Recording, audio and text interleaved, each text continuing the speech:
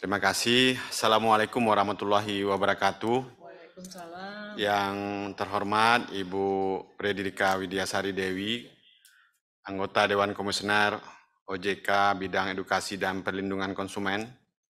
Yang saya hormati Bapak Sarjito, Deputi Komisioner Edukasi dan Perlindungan Konsumen. Ibu Sri Rahayu, Kepala Departemen Literasi, Inklusi, dan Hubungan Masyarakat.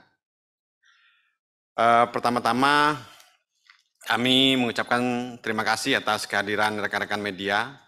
Tentu kita mengucapkan dan memanjatkan puji syukur kehadirat Allah Subhanahu wa Ta'ala, Tuhan Yang Maha Kuasa. Pada sore hari ini kita bisa kembali bertemu secara daring pada konferensi pers hasil survei nasional literasi dan inklusi keuangan, atau kita singkat dengan SNLIK tahun 2022. Kami tentu menyampaikan rasa turut prihatin dan mengucapkan duka cita yang mendalam atas musibah bencana gempa bumi bagi saudara-saudara kita di Cianjur dan sekitarnya. Semoga diberikan kesabaran dan ketabahan. Amin ya rabbal alamin. Kami tentu pada kesempatan ini juga menyampaikan permohonan maaf karena pelaksanaan konversi yang semula dijadwalkan siang hari kemarin juga terdampak akibat gempa di Cianjur, sehingga demi keamanan dan keselamatan kita bersama, pelaksanaan harus kita tunda menjadi sore hari ini. Pada konferensi pers kali ini, kami akan menyampaikan hasil SNLIK dengan lebih mendalam tentunya. Nanti disampaikan oleh Ibu Fredrika Widiasari Dewi selaku anggota Dewan Komisioner Bidang Edukasi dan Perlindungan Konsumen. Ini juga merupakan hasil survei pada tahun 2022 ini, dan tentu kita ingin tahu bagaimana kondisi perkembangan literasi dan inklusi keuangan di Indonesia dan seluruh provinsi di Indonesia. Mungkin untuk menyingkat waktu, kami persilahkan dengan hormat Ibu Kiki untuk dapat memulai kegiatan konferensi pers kita pada sore hari ini. Kepada Ibu Kiki kami silahkan, Bu. Terima kasih Pak Darmansyah. Selamat sore. Assalamualaikum warahmatullahi wabarakatuh. Waalaikumsalam. Yang saya hormati dan banggakan rekan-rekan media yang sudah hadir pada kegiatan konferensi pers pada siang sore hari ini. Kami pertama menyampaikan rasa duka cita yang mendalam atas musibah yang terjadi, gempa bumi yang terjadi kemarin, ya. Semoga segera mendapatkan bantuan dan kemudian untuk mereka semua diberikan kesabaran, ketabahan, kekuatan, dan untuk saudara-saudara kita yang meninggal dunia dalam musibah tersebut, semoga husnul khotimah. Pada siang hari ini saya bersama dengan Pak Sarjito, Deputi Komisioner Edukasi Perlindungan Konsumen, Ibu Puji, kemudian Pak Darman. Kemudian kami di sini juga ada rekan-rekan kami ya, di sini ada Bu Sekar, Pak Rahman, dan rekan-rekan semua. Dan juga kami hadir secara online, rekan-rekan kami di kantor regional dan kantor OJK di seluruh wilayah Indonesia. Terima kasih sudah hadir semua pada sore hari ini. Baik, rekan-rekan media yang kami hormati, kami ingin menyampaikan tentang hasil survei nasional literasi inklusi keuangan yang beberapa waktu lalu sudah kita sampaikan angka besarnya pada saat penutupan bulan inklusi keuangan. Baik, kami mulai. Dalam rangka mengukur indeks literasi dan inklusi keuangan masyarakat Indonesia, Otoritas Jasa Keuangan kembali menyelenggarakan survei nasional literasi dan inklusi keuangan tahun 2022. SNLIK 2022 dilaksanakan mulai bulan Juli hingga September 2022 di 34 provinsi yang mencakup 76 kota kabupaten dengan jumlah responden sebanyak 14.634 orang yang berusia antara 15 sampai dengan 79 tahun. Sebagaimana tahun 2016 dan 2019 lalu yang OJK melaksanakan survei setiap 3 tahun, SNLIK 2022 juga menggunakan metode, parameter, dan indikator yang sama, yaitu untuk indeks literasi keuangan terdiri dari parameter pengetahuan, keterampilan, keyakinan, sikap, dan perilaku. Sementara untuk indeks inklusi keuangan menggunakan parameter penggunaan atau usage. Hasil SNLIK atau Survei Nasional Literasi Inklusi Keuangan 2022 menunjukkan indeks literasi keuangan masyarakat Indonesia ini naik, angkanya menggembirakan ya, 49,68% atau hampir 50%, naik dibandingkan tahun 2019 yang sebesar 38,03%. Sedangkan untuk indeks inklusi keuangan tahun ini mencapai 85,1%, meningkat dibandingkan periode 2019 lalu sebesar 76,19%. Selain tingkat indeks literasi dan inklusi yang meningkat, yang perlu kita cermati di sini adalah gap atau selisih antara indeks literasi dan inklusi keuangan itu mengecil atau menurun di tahun 2022 ini dibandingkan dengan tahun 2019 lalu, yaitu untuk tingkat literasi ini ya gapnya mengecil ya rekan-rekan, karena sebenarnya yang selalu kita utamakan atau pentingkan adalah supaya gap ini semakin kecil, karena kalau kita lihat indeks inklusinya tinggi bagus, tetapi kalau gapnya itu jauh dari indeks literasinya, ini juga potensi menimbulkan masalah karena berarti banyak masyarakat yang menggunakan produk dan jasa keuangan tanpa memahami apa itu produk maupun jasa keuangan yang digunakannya. Dari sisi gender, ini juga suatu berita yang sangat menggembirakan juga ya. Untuk pertama kalinya indeks literasi keuangan perempuan ini mungkin yang menggembirakan bukan itunya dulu ya, tetapi indeks literasi perempuan keuangan untuk perempuan itu meningkat cukup signifikan ya, dan untuk pertama kalinya itu bahkan lebih tinggi dari indeks literasi laki-laki, yaitu perempuan indeks literasi keuangannya 50,3%, sedangkan laki-laki adalah 49,05%. Pada tahun 2020 sampai dengan 2022, ini merupakan hasil dari OJK menempatkan perempuan sebagai kelompok prioritas untuk dilakukan edukasi dan literasi keuangan, karena kita melihat pentingnya peranan perempuan dalam hal mengelola keuangan keluarga dan juga peran perempuan yang sangat penting dalam memberikan pendidikan atau edukasi keuangan terhadap anak-anaknya. Namun demikian, untuk indeks inklusi keuangan, laki-laki tetap lebih tinggi, yakni sebesar 86% dibandingkan dengan indeks inklusi keuangan perempuan di angka 83,88%. Indeks literasi dan inklusi keuangan wilayah perkotaan masing-masing sebesar 50,52% dan 86,7%, lebih tinggi dibanding di wilayah perdesaan yaitu sebesar 48,43% dan 82,69%. Namun demikian, kita juga cermati gap indeks literasi keuangan semakin mengecil. Ini suatu yang positif juga, dari gapnya sebesar 6,88% di tahun 2019 menjadi 2,1% di tahun 2022, dan indeks inklusi keuangan juga semakin menurun dari 15,11% di tahun 2019 menjadi 4,04% di tahun 2022. Hal ini sejalan dengan strategi pelaksanaan edukasi keuangan yang dilakukan oleh OJK, yaitu meningkatkan kuantitas pelaksanaan edukasi keuangan di wilayah perdesaan. Hal ini tentu juga sejalan karena banyaknya kasus-kasus penipuan berkedok investasi yang dialami oleh mereka yang di perdesaan, karena mungkin akses ya informasi juga terbatas. Karena itu kita melakukan fokus juga kepada saudara-saudara kita di wilayah perdesaan dan hasilnya sangat menggembirakan. Kemudian Survei Nasional Literasi Inklusi Keuangan 2022 ini juga mengukur tingkat literasi dan inklusi keuangan syariah. Hasil yang diperoleh menunjukkan indeks literasi keuangan syariah untuk masyarakat Indonesia meningkat dari 8,93% di tahun 2019 menjadi 9,14% di tahun 2022. Sementara itu, tingkat inklusi keuangan syariah juga menunjukkan peningkatan menjadi 12,12% di tahun 2022 ini dari sebelumnya sebesar 9,1% pada periode survei sebelumnya, yaitu di tahun 2019.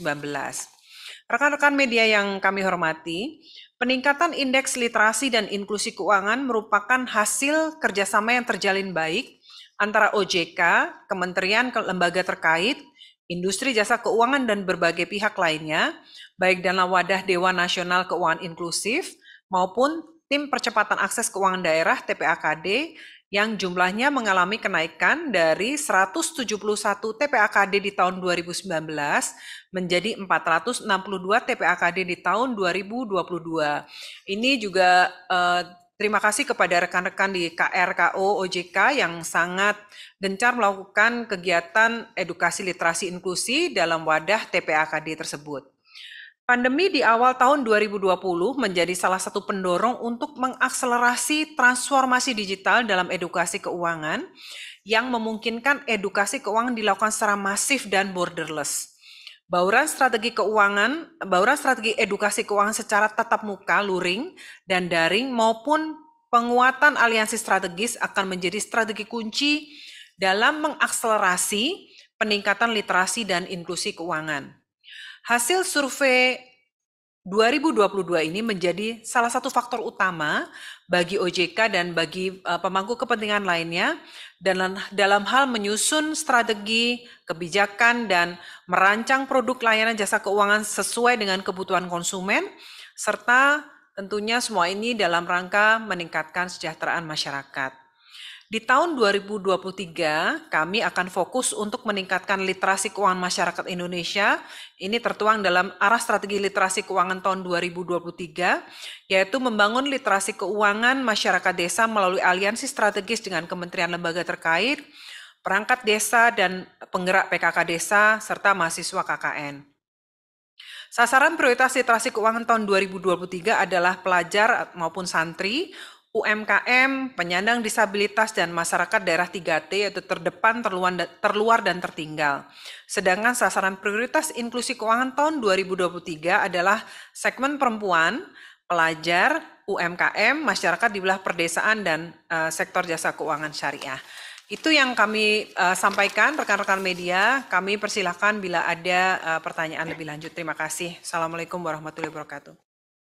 Waalaikumsalam warahmatullahi wabarakatuh. Terima kasih Bu Kiki atas paparannya mengenai hasil survei literasi dan inklusi keuangan. Teman-teman media yang ingin melakukan interaksi langsung bisa melakukan RSN atau menuliskan pertanyaan di kolom chat. Ini sudah ada Bu beberapa pertanyaan yang masuk. Boleh izin saya membacakan Bu dari Nida Investor Daily. Ini terkait dengan case di IPB Bu. Apakah kasus mahasiswa IPB upaya apa yang dilakukan OJK untuk terus meningkatkan literasi dan inklusi keuangan? Tadi sudah dijelaskan, mungkin bisa diperjelas lagi Bu. Apa saja langkah OJK untuk mencegah masyarakat tidak tertipu investasi bodong dan pinjol ilegal? Dan langkah apa yang bisa dilakukan untuk menciptakan efek jera terhadap pelaku penipuan investasi bodong dan pinjol ilegal, misalnya memberikan sanksi pidana yang berat? Silakan Bu, mungkin dari 3 pertanyaan Bu dari Nida. Ini dari Fajar, Warta Ekonomi langsung ya Bu. Terima kasih Mas Fajar sudah menyampaikan pertanyaan. Bagaimana perbandingan hasil survei antara wilayah yang sering mendapat kegiatan edukasi OJK dan yang tidak atau jarang mendapat edukasi OJK? Pertanyaan kedua dari Mas Fajar Warta Ekonomi, berapa banyak kegiatan edukasi dan literasi keuangan yang dilakukan OJK selama 1 tahun? Apa yang menjadi patokan OJK untuk bahwa kegiatan edukasi dan literasi keuangan efektif untuk dilakukan? Itu dari Mas Fajar Warta Ekonomi. Silakan Bu, bisa direspon. Baik, Terima kasih Mbak Nida dan Mas Fajar ya, Mbak Nida dari Investor Daily. Pertanyaannya sangat kontekstual dan ini ya yang sedang menjadi pembicaraan dari banyak pihak beberapa waktu ini. Ini memang menarik ya karena kadang-kadang kita apa ya overlook gitu ya. Mengira kalau misalnya dari kalangan akademisi itu pasti paham gitu, pasti pintar, pasti tidak akan terkena modus-modus penipuan berkedok investasi dan lain-lain. Ternyata belum tentu juga. Apalagi sering mahasiswa tidak semuanya itu belajar tentang keuangan ya. Dan kasus yang terjadi kemarin itu sebenarnya ini ya eh, semakin menguatkan keyakinan kita bahwa kemampuan seseorang untuk mengelola keuangannya, memahami keuangan dan sebagainya itu merupakan essential life skill ya yang diperlukan oleh semua orang ya, baik itu mahasiswa maupun masyarakat umum. Mahasiswanya juga nggak cuma mahasiswa Fakultas Bisnis Ekonomi, tapi mahasiswa teknik ya. Saya selalu bilang bahkan mahasiswa teknik nuklir sekalipun tuh tetap semua orang tuh perlu pengetahuan, keterampilan tentang pengelolaan keuangan gitu ya. Dan yang terjadi kemarin itu sebenarnya mereka itu tidak terjerat kepada skema investasi ilegal ya, tetapi memang mereka terkena ini ya skema penipuan yang memang dilakukan oleh orang dekatnya mereka sehingga mereka percaya gitu. Jadi entitasnya legal, tetapi mereka masuk ke skema penipuan yang dilakukan oleh orang dekat mereka sehingga si mahasiswa yang ratusan ini kemudian menjadi korban gitu ya. Nah, kami sudah melakukan beberapa hal. Yang pertama dari Satgas Waspada Investasi juga sudah masuk ya. Kemudian kita koordinasi dengan pengawas IKNB karena ada beberapa entitas untuk pinjaman online-nya itu legal yang digunakan, dan kemudian kita melakukan upaya bagaimana kemudian bernegosiasi dengan entitas legal ini kemudian untuk memberikan mungkin ya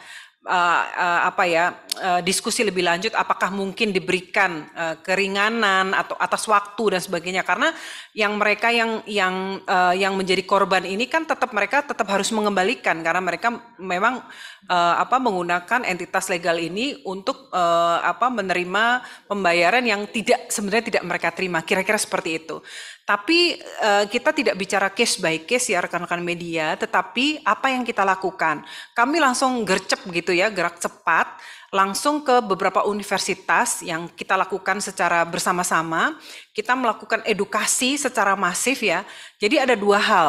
Yang pertama tentu tentang waspada investasi ilegal. Saya sebenarnya nggak terlalu senang pakai kata-kata investasi ilegal, karena namanya itu bukan investasi, tapi itu penipuan berkedok investasi gitu ya. Jadi itu pengetahuan tentang awas atau waspada penipuan berkedok investasi. Yang kedua adalah tentang pengetahuan dan keterampilan tentang keuangan itu sendiri. Jadi nggak cuma tahu, wah ini legal ilegal, tetapi mereka juga harus tahu gimana sih untuk mengelola keuangannya dengan yang baik, benar, dan untuk nyiapin masa depan tuh seperti apa. Jadi itu kita lakukan. Kemarin kami sudah di beberapa kampus besar, dan kita sampai dengan akhir tahun ini kita akan terus melakukan edukasi secara masif ke kampus-kampus. Jadi itu ya. Terus kemudian Mas Fajar ya, Mas Fajar perbedaan wilayah yang mendapat edukasi OJK. Tentu ini sangat ini ya, kami punya mapping sebenarnya ya untuk wilayah-wilayah.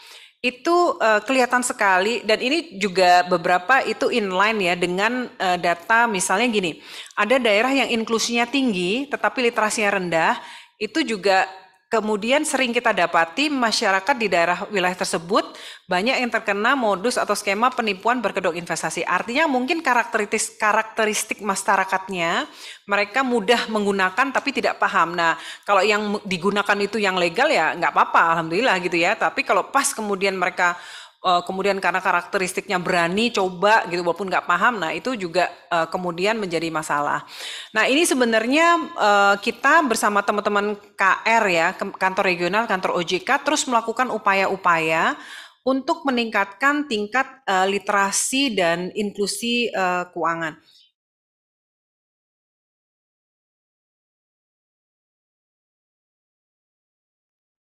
Yang untuk sumbu vertikalnya itu adalah tingkat inklusi, yang sumbu horizontalnya adalah tingkat literasi. Jadi kalau kita lihat yang di kanan atas untuk daerah seperti DKI Jakarta, Sumatera Utara, Kalimantan Timur, Jawa Timur, itu berarti literasinya tinggi, inklusinya juga tinggi. Nah, memang ada daerah-daerah yang kemudian kita harus fokuskan untuk daerah yang literasinya masih kurang atau di bawah rata-rata nasional. Demikian juga tingkat inklusinya juga di bawah rata-rata nasional. Ini juga merupakan hal yang kita cermati untuk kita menyusun program-program untuk literasi dan edukasi ke depan. Ini kita lihat ya heat map-nya seperti ini. Tapi ini bukan harga mati ya teman-teman ya, karena tentunya ini bergerak ya, dan kita dengan program-program yang ada, ini teman-teman KRKO luar biasa kerjanya di daerah.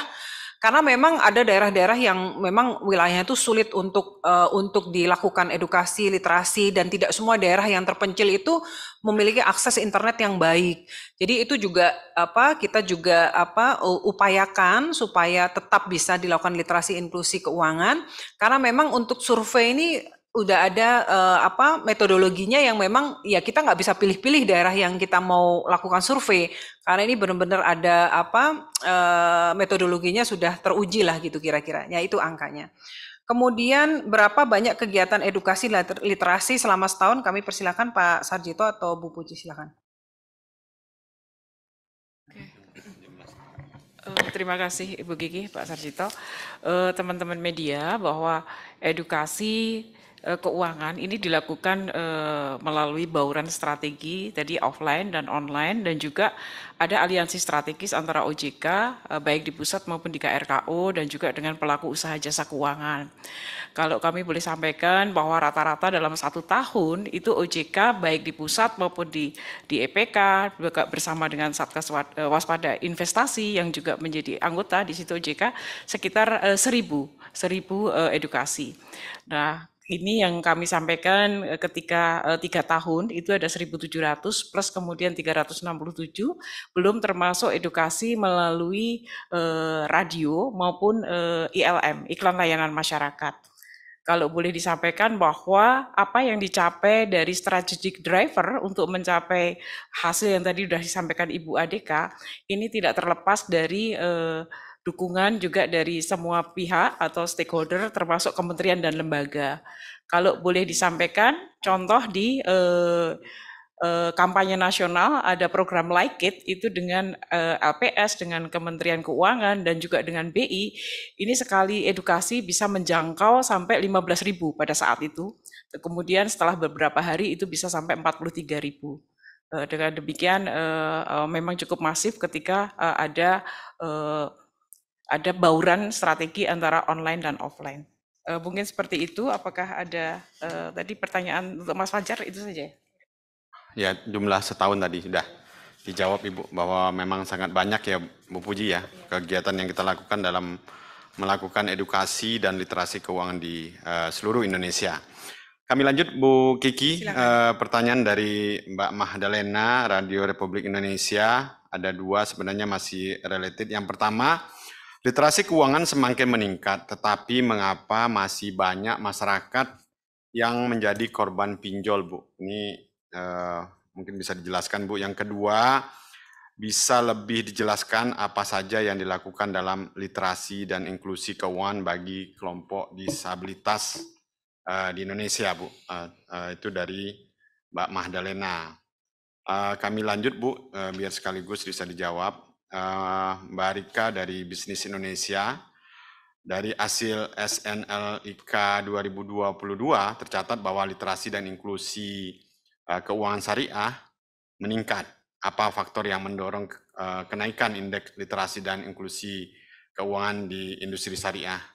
Secara rinci, wilayah apa yang mendominasi SNLIK 2022 di industri keuangan syariah? Itu dari Mbak Rika ya. Bisnis. Mungkin dulu, itu ya. Dulu Bu ya. Baik. Bisa dijawab, terima Bu. kasih Pak Darman. Yang pertama dari Mbak Magdalena dari RRI ya. Ini terima kasih, pertanyaannya menarik ya. Kenapa sih sudah banyak kegiatan literasi, edukasi? Tadi Bu Puji udah menyampaikan banyak sekali kegiatan ya, itu yang dilakukan OJK bersama PUJK lain juga. kenapa banyak sekali tetap terkena pinjol gitu ya. Nah, ini ini ada survei yang dilakukan oleh pihak independen ya. Kenapa sih pinjol ini banyak muncul bukan hanya terkait literasi, namun juga dipengaruhi faktor lainnya. Misalnya sebelumnya dia udah punya utang lain ya. Ini survei dari mereka yang menggunakan pinjol, latar belakang ekonomi. Kemudian ini yang juga menarik dan juga menjadi challenge. Kami memberikan challenge kepada para pelaku usaha jasa keuangan. Mereka bilang dananya cairnya lebih cepat gitu ya. Itu gimana tuh PUJK lain yang kemudian kalau pinjaman mesti ada agunan, terus kemudian mungkin prosesnya lama, verifikasinya dan sebagainya. Ini challenge karena kalau lembaga legal itu pasti harus prudent kan ya, harus KYC dulu tapi bagaimana supaya kita bisa compete nih lawan mereka-mereka yang seperti ini gitu ya. Kemudian yang parah lagi ya, kenapa sih? Karena memenuhi kebutuhan gaya hidup gitu ya. Dan ini korbannya juga banyak anak-anak muda karena ada fenomena FOMO dan YOLO itu, you only live one dan sebagainya. Itu memenuhi gaya hidup. Anak sekarang tuh yang penting ya orang nggak cuma anak-anak ya, orang sekarang bahkan itu yang penting dia bisa posting di sosmednya, liburan kemana dan sebagainya, nggak peduli itu dapatnya dari mana gitu ya. Kadang-kadang kemudian yang menyusahkan hidupnya di kemudian hari. Kemudian kebutuhan mendesak, ada perilaku konsumtif, tekanan ekonomi. Ini ada juga nih membeli gadget baru nih, luar biasa nih ya. Sedih juga ya lihatnya ya. Membayar biaya sekolah, kemudian literasi pinjaman online itu rendah. Nah, ini dari survei ini 28% masyarakat tidak dapat membedakan pinjol legal dan ilegal. Padahal OJK itu sudah memfasilitasi untuk pertanyaan tentang entitas itu legal atau ilegal tuh gampang banget lewat 157, WA 081 157 157 157, WhatsApp juga bisa gitu, telepon ke 157 juga bisa, tapi tetap masih banyak yang nggak bisa bedain atau kadang-kadang memang ya udah pokoknya maunya pakai ini, nggak peduli legal apa ilegal. Nah, ini kelompok masyarakat yang demografinya mana yang banyak terkena? Aduh, sedih banget nih, ada guru ya, korban PHK, ibu rumah tangga, karyawan, pedagang, pelajar, dan lain-lain. Ini survei yang dilakukan oleh pihak independen. Nah, apa yang bisa kita lakukan ya? Sebenarnya kalau melalui TPAKD tadi yang kita sampaikan, itu kita memiliki program yang kredit atau pembiayaan melawan rentenir ya. Juga melawan untuk entitas-entitas yang ilegal ini. Ini juga banyak digaungkan oleh rekan-rekan di wilayah di KRKO juga ya, bersama dengan pemerintah provinsi, pemerintah daerah, pemerintah kota. Itu kita memberikan mendorong PUJK untuk memberikan kredit pembiayaan yang untuk melawan rentenir dengan cara yang mudah, cepat dan murah. Bahkan ada beberapa yang bunganya itu 0% karena itu disubsidi dari APBD, anggaran dari daerahnya. Itu luar biasa. Tapi mungkin sehari-hari bisa kita tekankan juga bagaimana POJK ini bisa melawan bentuk-bentuk yang memberikan kemudahan, kecepatan dan sebagainya. Kalau biaya tuh pasti mereka lebih tinggi. Kami sudah datang ke daerah-daerah ya, saya, Pak Sarjito, Bu Puji, Pak Darman ya. Ini ada Pak Edwin juga dan teman-teman gitu, Bu Sekar, Pak Rahman. Kita tuh ke daerah-daerah ya dengan kepala kepala regional, kita benar-benar datang ke daerah loh, ke tempat-tempat di mana KPMR ini sangat bermanfaat. Contohnya kemarin di Jogja, kami meninjau ya. Mereka itu tadinya mereka merupakan kelompok yang korban rentenir. Bayangin aja mereka pinjam misalnya angkanya 1 juta ya. Mungkin di Jakarta 1 juta nih buat teman-teman makan di kafe atau apa. Buat mereka 1 juta itu untuk berusaha UMKM, kadang mikro gitu ya. Dan dari 1 juta itu bunganya itu 50% dibayar 1 bulan, bayangin itu. Tapi nggak kerasa tinggi, karena apa? Tiap hari didatengin, diambil 50.000, 50.000, 50.000. Jadi kayak nggak kerasa tapi sebenarnya itu tinggi banget. Nah itu kemudian kita mendorong misalnya bank daerah ya, bisa nggak memberikan pinjaman yang cepat ya, gampang juga. Kemudian waktu nagihinnya gitu, mereka juga datang ke pasar-pasar itu, nggak mereka yang datang ke bank, kan pasti malas lah ya, orang dagangan ditinggal ke bank, wah nggak mungkin lah gitu ya. Jadi mereka yang datang nagihin. Jadi kita melakukan hal seperti ini, kita sama-sama melawan berbagai bentuk rentenir, pinjol ilegal dan lain-lain. Jadi ini sebenarnya merupakan collaborative action dari kita semua. Rekan-rekan media juga ayo bantu kita sama-sama nih untuk bagaimana supaya masyarakat ini semakin melek gitu ya, bisa membedakan mana yang legal ilegal, kemudian menggunakan produk jasa keuangan sesuai dengan kebutuhannya, tidak berlebihan, tidak konsumtif dan sebagainya yang kemudian akan menyusahkan mereka di masa akan datang. Kemudian kita juga punya beberapa generic model ya, baik itu untuk pertanian, kemudian untuk nelayan, dan kemudian nanti ke depan kita juga akan punya yang untuk skema atau kredit pembiayaan untuk wisata. Mungkin itu yang bisa saya sampaikan. Kemudian yang kedua tadi apa Pak Darman? Oh ya, syariah. Nah ini menarik sekali, tolong ditampilkan angka syariah juga heat mapnya syariah. Syariah ini menjadi salah satu program fokus kita ya. Tadi ada pertanyaan tentang itu ya, disabilitas ya. Ini disabilitas, terima kasih. Ini teman-teman menanyakan. Dalam melakukan program edukasi dan literasi keuangan, prinsip kita sesuai dengan MDGs ya, kita no one left behind. Jadi kita tidak bisa mengedukasi atau meliterasi mereka-mereka yang kemudian menjadi segmen yang kemudian targeted gitu untuk mereka yang potensial untuk menggunakan produk jasa keuangan saja, tidak seperti itu. Tapi saudara-saudara kita di daerah 3T tadi kita lakukan. Kemudian untuk saudara-saudara kita yang disabilitas itu kita punya banyak program untuk saudara-saudara kita yang disabilitas. Jadi ini tidak kita lupakan teman-teman, tapi kita lakukan. Nanti detailnya silahkan Bu Puji kalau menambahkan programnya di mana saja. Kemudian mau nambahin sekarang? Silakan Bu Puji. Terima kasih Ibu, rekan-rekan media, bahwa betul seperti yang Ibu Veridika sampaikan bahwa no one left behind, sehingga kalau rekan-rekan media perhatikan di dalam edukasi kita yang kita upload di dalam YouTube jasa keuangan itu ada tanda bahasa yang memakai bahasa isyarat. Ini artinya memang edukasi kita itu bersifat inklusif, baik secara sasaran maupun juga secara metode. Itu yang pertama. Yang kedua, kami memiliki learning management system edukasi keuangan. Ini kita akan lengkapi dengan modul-modul yang memang diakses untuk khusus untuk teman-teman kita disabilitas. Mungkin seperti itu. Terima kasih. Terima kasih Bu Puji. Jadi itu ya teman-teman, bahkan teman-teman kalau misalnya ada kelompok-kelompok misalnya disabilitas di wilayah tertentu yang ingin mungkin selama ini luput belum mendapatkan sosialisasi edukasi, silahkan loh diinformasikan ke kita, bahkan di wilayah juga kan ada KRKO kita juga. Kemudian ini pertanyaan tentang syariah, ini menarik sekali ya. Faktor apa yang mendorong kenaikan literasi dan inklusi keuangan syariah? Ini saya bacakan dulu ya secara wilayah, secara rinci wilayah apa yang mendominasi hasil SNLIK 2022 di industri keuangan syariah. Untuk literasi syariah, daerah-daerah yang berada di atas tingkat literasi syariah nasional itu ada daerah Aceh, DKI Jakarta, Jawa Tengah, DIY, NTB, Sulawesi Tengah, Gorontalo, dan Maluku Utara.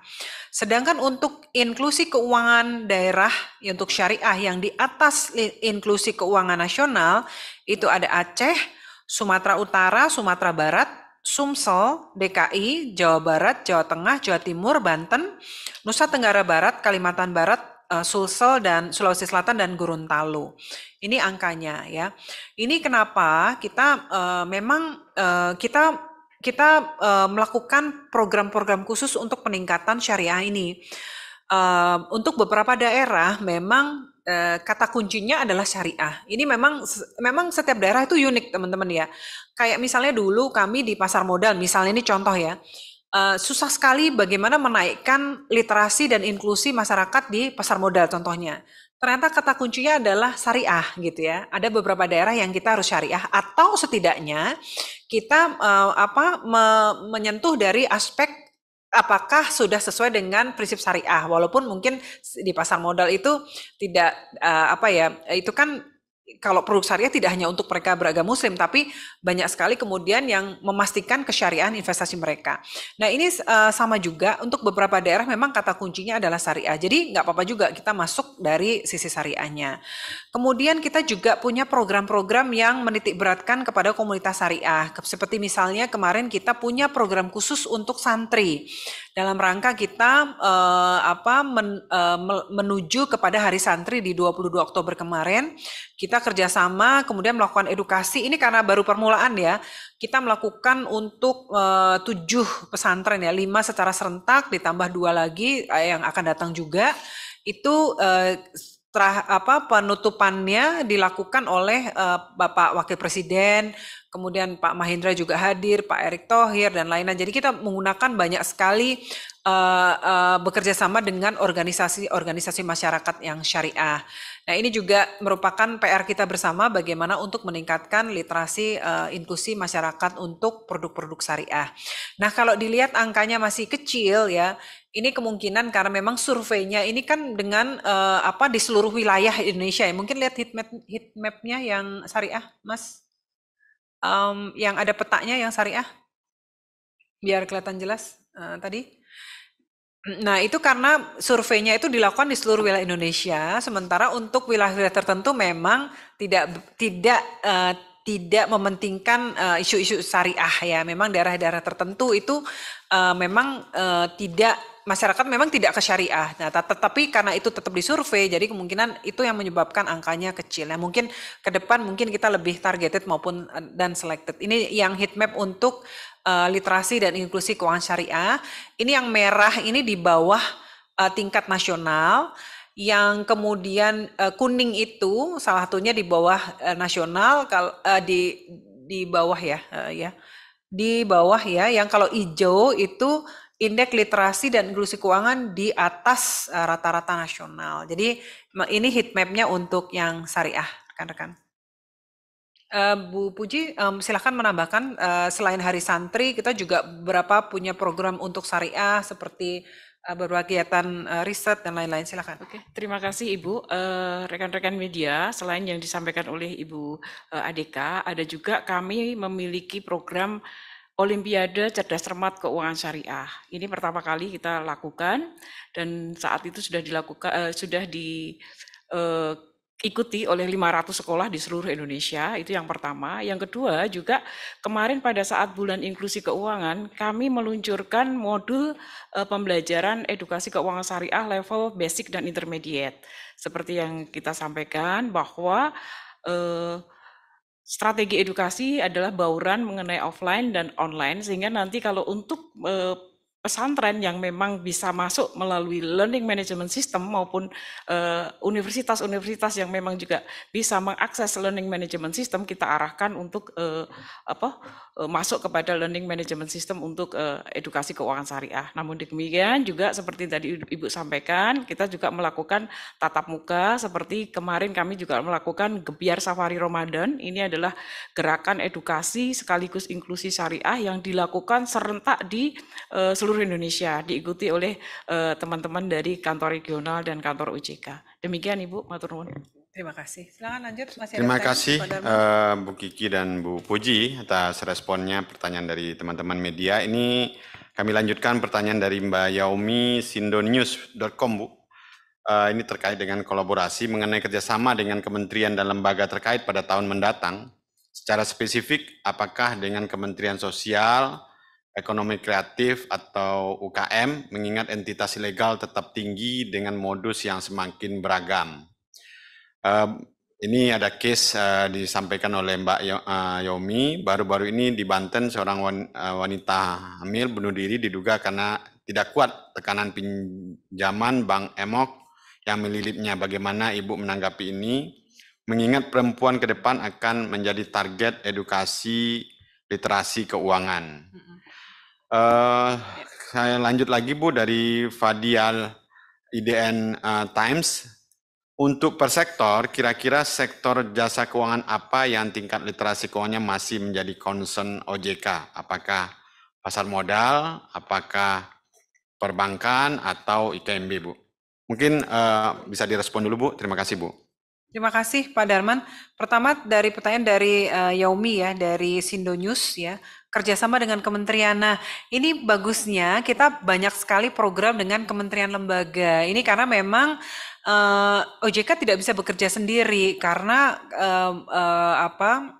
contohnya kita kerjasama dengan Kementerian Dalam Negeri untuk misalnya tim percepatan akses keuangan daerah. Jadi untuk udah keluar SE dari Mendagri untuk daerah-daerah membentuk TPAKD, kemudian bisa menganggarkan dari APBD-nya, terus kemudian dari Kementerian Agama untuk sekolah-sekolah yang di bawah Kementerian Agama, Kementerian Pendidikan, Kebudayaan gitu ya, untuk sekolah-sekolah yang di bawah mereka, dan juga kementerian lembaga lain. Ini contoh yang tadi ditanyakan Yomi adalah Kementerian Sosial. Ini pas banget, memang kita punya program baru dilaksanakan dalam 4 bulan ini, ketemu dengan Ibu Risma, beliau khusus meminta untuk memberikan OJK memfasilitasi pemberian edukasi ya, literasi kepada pertama adalah karyawan dari Kementerian Sosial itu sendiri. Kedua, untuk mereka menerima bansos gitu ya, itu juga kita kerjasama. Kemudian kita sudah ada diskusi dengan untuk ini ya, Kemenko Perekonomian untuk kartu prakerja, penerima kartu prakerja. Kemudian banyak sekali yang kementerian lembaga yang kita kerjasamakan bareng untuk pemberian edukasi dan literasi keuangan ini yang tentunya sangat dibutuhkan ya oleh masyarakat kita. Nah, kemudian juga misalnya kemudian kita untuk beberapa kementerian lain yang terkait ini terkait nanti juga ada pertanyaan yang terkait ini ya, nanti program ke depan ya. Ini contohnya dengan untuk sosialisasi untuk desa-desa misalnya gitu ya. Karena tahun depan kita mau masuk untuk program Desaku Cakap Keuangan gitu ya. Desaku Cakap Keuangan ini kenapa kita mau fokus ke desa-desa? Yang pertama adalah kita melihat banyak sekali saudara-saudara kita yang di desa-desa itu bukan imun, tapi bahkan ternyata malah rentan terhadap skema-skema penipuan gitu. Karena mungkin dianggap kalau orang desa itu kurang nggak well literate gitu ya, kemudian akses mereka terhadap informasi gitu ya, itu agak terbatas. Karena itu mereka menjadi sasaran empuk untuk penipuan ya, baik itu berkedok misalnya, skema-skema investasi, skema berkedok koperasi dan sebagainya itu banyak sekali. Jadi kita kerjasama sama misalnya Kementerian Desa, kemudian dengan Kementerian Pariwisata yang punya Desaku Desa Wisata. Terus tadi kami juga baru selesai beraudiensi dengan MK. Ternyata MK punya Desa Konstitusi gitu ya, yang ternyata mereka juga butuh pengetahuan tentang keuangan. Jadi kita banyak sekali kita melakukan kerjasama dimaksud gitu ya. Kemudian yang selanjutnya bagaimana nih di Banten, tadi ada seorang wanita hamil, ini Bank Emok ini mungkin kalau yang nggak tahu bukan bank yang diawasi OJK loh ya, ini termasuk rentenir nih, kalau di Jogja namanya Bank Titil gitu ya. Jadi ini hati-hati, tadi kami sudah sampaikan ya Yomi ya, banyak sekali yang sudah kami sampaikan terkait program-program melawan rentenir. Karena kalau melawan rentenir ini kami juga punya pernah bekerjasama dengan salah satu wali kota ya, beberapa juga yang ibunya dulu merupakan korban dari rentenir, karena itu sangat semangat untuk memberantas ini. Dan tapi kalau kita memberantas tanpa memberikan solusi itu nggak bisa juga, karena masyarakat butuh. Makanya sebenarnya kalau seperti tadi ya, melalui TPAKD, KPMR, kredit biaya melawan rentenir, kemudian bahkan pinjol legal ya, memberikan kemudahan kecepatan tapi legal dan juga diawasi OJK, itu bisa memberikan solusi. Dan tadi seperti saya sampaikan, challenge-nya kepada PUJK supaya mereka produk-produknya ini mudah diakses, cepat gitu ya, dan juga tentu kalau biaya pasti jauh lebih murah kalau dibanding yang entitas-entitas seperti ini. Itu buat Yaomi. Terus kemudian yang kedua dari tadi Fadia ya, kira-kira sektor jasa keuangan yang tingkat literasinya masih menjadi concern. Oke, ini pertanyaannya menarik. Jadi memang yang tertinggi itu pasti drive-nya adalah perbankan ya. Ini memang diakui atau tidak, dari kita lahir ceprot itu kita udah punya ini ya ya dari dulu saya kecil kita udah menabung, Bank Bingbung itu dari kecil udah. Tapi baru kenal pasar modal kapan sih? Baru kenal asuransi kapan sih? Pembiayaan kapan sih? Itu kan baru aja. Jadi wajar lah. Dan ini terus kita lakukan untuk per sektor ya teman-teman ya. Karena kita juga hati-hati melihat juga perkebutuhannya. Jangan sampai masyarakat segmen tertentu yang tidak butuh misalnya produk-produk atau jasa keuangan yang sophisticated ya, itu ya jangan gitu. Harus kita sesuaikan dengan kebutuhannya seperti apa. Nah, kalau kita lihat di sini teman-teman ya, drive yang utama masih tetap perbankan. Kemudian ada yang cukup tinggi itu pergadaian. Ya, ini pergadaian ini karena mungkin ini ya dari kecil kita juga sudah mengenal nih pergadaian zaman eyang-eyang dulu kita gitu ya. Jari itu kain tuh bisa digadekan gitu ya. Sekarang juga apa juga bahasanya kalau anak-anak mahasiswa, motormu kemana sih, tak sekolahin gitu ya, jadi hilang dulu sementara. Itu udah sangat familiar. Kemudian perasuransian, dana pensiun ya, fintech ini baru aja tetapi cukup melejit angkanya, lembaga keuangan mikro dan pasar modal. Nah, ke pasar modal memang ini mungkin karena untuk segmen tertentu, walaupun inklusinya meningkat sangat pesat ya, kita sangat bergembira jumlah investor sudah lebih dari 10 juta. Ini inklusi juga sama didrive oleh perbankan, kemudian sistem pembayaran juga tinggi ya, kemudian lembaga formal lainnya dan lain-lain tuh kita bisa lihat situ asuransi, dana pensiun, pasar modal dan lain-lain. Itu ya. Kemudian udah itu aja ya. Apakah tadi ya udah saya jawab ya, Fadia ya. Makasih ya. Ada lagi pertanyaan? Ya, terima kasih Bu Kiki atas responnya. Jelas beberapa hal yang memang tadi menjadi perhatian untuk sektor. Ini pertanyaan ada 3, masih sekitar hasil survei dari Mbak Irawati Infobank. Yang pertama, di tahun 2023, apa yang menjadi fokus OJK untuk meningkatkan literasi dan inklusi keuangan masyarakat Indonesia? Tadi sudah dijelaskan, mungkin bisa ditekankan lagi Bu mengenainya.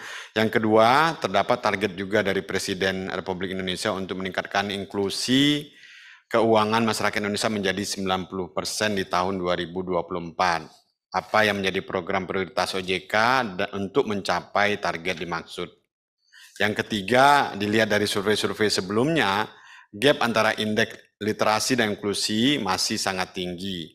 Apa tidak menjadi berbahaya karena semakin banyak masyarakat yang menggunakan produk keuangan, namun sebenarnya mereka tidak begitu paham produk yang mereka gunakan. Hal yang dikejar lebih ke inklusi keuangan, sedangkan literasi selalu terkebelakang. Bagaimana tanggapan OJK? Ini dari Mbak Irawati Infobank. Mungkin bisa direspon, Ibu. Terima kasih Pak Darman. Mbak Irawati, di tahun 2023 apa yang menjadi fokus OJK ya? Pertanyaan itu. Jadi OJK sudah melakukan banyak hal ya terkait program, kemudian segmentasi ya. Namun tahun depan kita akan memfokuskan pada tadi masyarakat desa. Kita akan punya program Desaku Cakap Keuangan. Kenapa desa? Karena memang tadi seperti saya sampaikan, saudara-saudara kita di desa itu ternyata mereka kelompok yang sangat rentan untuk menjadi korban penipuan dari skema-skema penawaran keuangan ilegal dan sebagainya.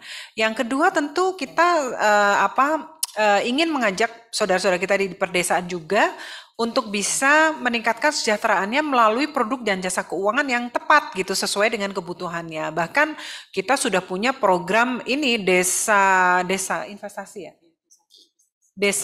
Desaku Cakap Investasi seperti itu sudah ada. Jadi mereka diajarkan tentang reksadana, tentang saham, karena kita tahu kan reksadana misalnya enggak sesuatu yang harus masuknya mahal gitu, tapi dengan 50.000 sudah bisa beli satu unit reksadana. Saham juga demikian dan sebagainya. Nah, ini secara general kita akan kemas dalam Desaku Cakap Keuangan.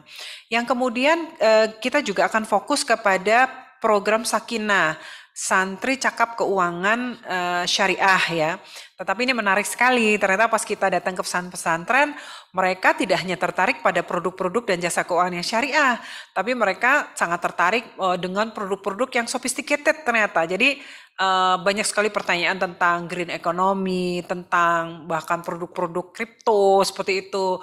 Kemudian inilah pinjol udah pasti mereka ingin tahu dan sebagainya. Kemudian yang berikutnya tentu kita tetap fokus kepada perempuan ya. Ini banyak sekali kemudian organisasi-organisasi lain juga yang fokus kepada perempuan yang kita akan bisa kerjasama misalnya dengan Kementerian Pemberdayaan Perempuan. Kita kemarin sudah berdiskusi, kita bisa punya program-program untuk perempuan. Kenapa? Kan mungkin ini udah sering saya katakan, tapi ini benar-benar menjelaskan ya, kalau If you educate a man, you educate individual, but if you educate a woman, you educate a generation. Karena kalau ini juga saya sampaikan ya, kemarin waktu kita diundang bicara di OECD, Organization of Economic Cooperation Development di Vienna tentang yang edukasi ya, itu program di kita tuh banyak yang tanya karena mereka minat sekali bagaimana ternyata fokus kepada kelompok perempuan ini sangat berdampak sangat positif dan bagus gitu ya. Jadi saya bilang, if you want to be successful in educating your society, your community, focus on women. Saya bilang gitu dan itu di quote dan mereka banyak yang kemudian meniru gitu ya. Jadi itu ya 3 itu perdesaan, kemudian mahasiswa pelajar ya, baik itu secara umum maupun untuk yang syariah melalui santri Sakinah tadi. Yang ketiga adalah kelompok perempuan. Kemudian target dari Presiden Republik Indonesia untuk inklusi keuangan 90%. Insya Allah tercapai Mbak Ira, karena sekarang sudah 86% ya. Kita targetnya tahun depan kita bisa mencapai 88% untuk inklusi keuangan. Jadi di tahun 2024 insya Allah kita sudah bisa melampaui atau mencapai 90% dari yang ditetapkan oleh Presiden. Nah tetapi tadi pertanyaannya adalah, kalau inklusinya digenjot tinggi, itu bagaimana kalau kemudian gapnya jauh dari literasi? Tadi sudah disampaikan di awal Mbak Ira, memang selama ini gapnya masih, yang 2019 gapnya 38%, antara inklusi dengan literasi 76% dikurangi 38 itu sekitar 38. Nah sekarang di 2022 gapnya itu sudah mengecil sekitar 34%. Harapan kita nanti inklusi kita genjot tinggi, tapi literasi juga kita dorong, karena kita tahu memang potensi kemudian terjadi dispute ke depan kalau mereka gunain produk keuangan tapi nggak paham, itu juga bahaya. Jadi kita lakukan dua-duanya Mbak Ira supaya inklusinya tinggi tetapi literasinya juga tinggi. Memang nggak mudah Mbak Ira karena Indonesia ini penduduknya banyak sekali ya, kemudian tersebar antar kepulauan dan nggak semua daerah itu sama gitu ya, karena memang tingkat kesulitannya juga berbeda-beda gitu ya. Jadi ada daerah yang memang sulit yang harus kita datang. Jadi tadi saya sampaikan no one left behind. Kalau kita melakukan edukasi ya, kemudian kita melakukan secara online, ternyata ada saudara-saudara kita yang memang mereka nggak melek digital gitu ya. Pertama kita pasti kalau bisa kita berikan supaya mereka melek secara digital literacy, financial digital literacy. Tapi kalau enggak ya kita datang, kita punya mobil Simolek. Sarana informasi mobil edukasi yang kita datang ke pasar-pasar gitu ya. Teman-teman makanya nanti kapan-kapan ya, kemarin udah beberapa ikut kita ke Jogja, yuk kapan-kapan ikut ke daerah lagi, karena biar lihat langsung gimana sih masyarakat kita gitu ya, yang mungkin kalau di Jakarta sophisticated, ternyata di daerah tuh ya memang masih banyak yang harus kita datengin. Kalau pedagang di pasar, kalau mereka belajar tuh jangan-jangan wah rugi dong, harusnya mereka berjualan ternyata harus belajar gitu. Jadi makanya kita datang ke pasar-pasar pakai mobil edukasi nih, teman-teman di KRKO tuh semangat banget ada mobil edukasi ini supaya kita bisa datang ke saudara-saudara kita yang memang perlu untuk didatengin langsung. Kemudian daerah 3T dan sebagainya. Jadi ini memang challenge-nya, tantangannya luar biasa Mbak Ira, tapi tetap tentu OJK yang punya mandat untuk memberikan edukasi ya kepada masyarakat sebagai bentuk perlindungan konsumen tentu terus kita lakukan nih. Terima kasih. Support dari media juga. Mungkin itu. Kemudian yang bagaimana peningkatan literasi dan inklusi keuangan di daerah terluar. Ini silakan Bu Puji yang baru pulang dari mana Bu? Dari Nias. Ya, silakan Bu Puji. Oke, terima kasih Ibu, rekan-rekan media, bahwa sore ini sepertinya keywordnya 2. No one left behind dan siapa yang suka Liverpool, you will never walk alone. Karena Ibu tadi juga menyampaikan kita tidak mungkin melakukan sendiri, semuanya harus ada kolaborasi dan aliansi strategis. Nah, terkait dengan bagaimana tingkat literasi dan inklusi di 3T berdasarkan survei ini. Boleh kami sampaikan ke rekan-rekan media bahwa survei ini tidak memberikan secara spesifik 3T seperti apa. Tetapi kita membedakan menjadi 2 kategori, perdesaan dan perkotaan. ini memakai standar dari kriteria dari BPS. Sehingga kalau tadi disampaikan, ditanyakan bagaimana tingkat literasi di 3T, sehingga kalau 3T jatuhnya ke wilayah perdesaan sekitar 48,43%. Ini juga meningkat dari sebelumnya 34,53. Yang menjadi pertanyaan, bagaimana OJK selanjutnya untuk bisa mengakselerasi tingkat literasi dan inklusi di 3T. Tadi sudah disampaikan oleh Ibu Adeka bahwa TPAKD ini nantinya akan hadir di setiap kabupaten dan kota. Ada sekitar 500. Inilah yang menjadi sarana untuk memberikan magnitude yang luas dan juga sampai ke daerah-daerah yang memang sangat susah kalau itu dijangkau dari pusat. Nah, kalau tadi disampaikan juga, apakah programnya itu juga bisa menyasar ke masyarakat 3T?